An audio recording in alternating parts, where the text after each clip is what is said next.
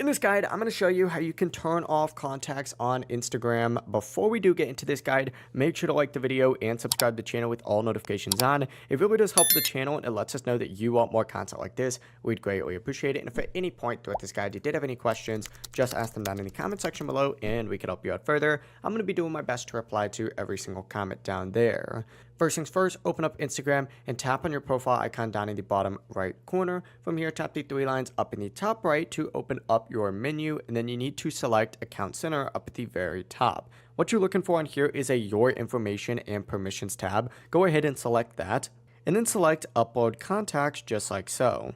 Find your Instagram account on here, select it, and then you're going to see this Connect Contacts option right here. You simply need to go ahead and turn this off. If you turn this off, Instagram will stop syncing contacts for that account, and that is how you can turn off contact syncing here on Instagram. The process really is as simple as that. As soon as you tick it back on, as you can see, it'll literally say you have this many contacts on Instagram. You probably don't want to do that.